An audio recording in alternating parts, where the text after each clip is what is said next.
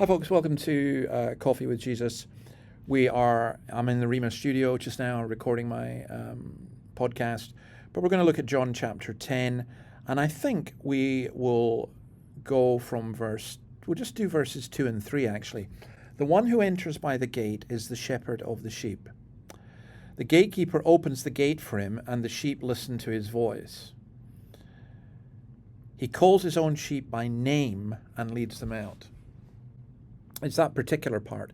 So the big aspect of this teaching here is the difference between a true shepherd and a false shepherd.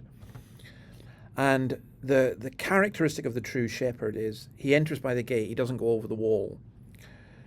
And the gate is open for him because the gatekeeper knows. So what you had in those days was you would have several flocks.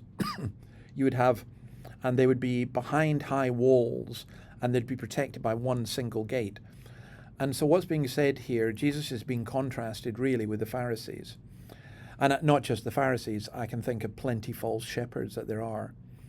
But Jesus is recognized as true because the gatekeeper opens the gate is there for him, and the sheep listen to his voice. They recognize him. They recognize his voice. He calls his own sheep by name and leads them out.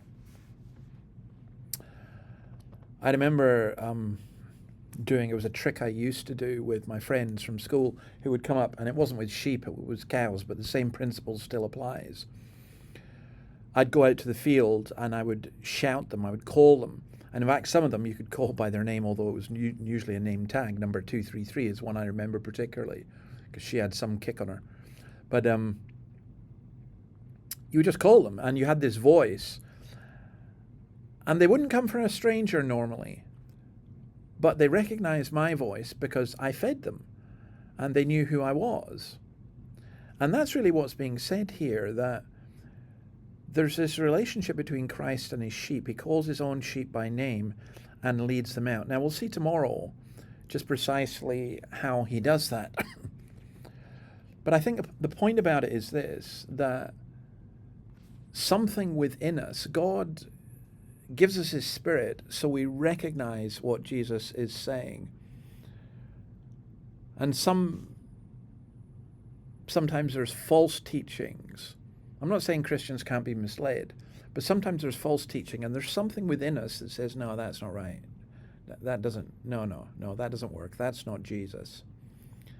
So I think that's what's being said here, that Christ calls his people, and his people listen to his voice. And then this beautiful thing, he knows us by name. It's personal. The relationship between the shepherd and the sheep is not just a general one, oh, here's a flock of 1,000 or 10,000 or 1,000,000. He knows each of us by name. That itself is a very, very beautiful thing.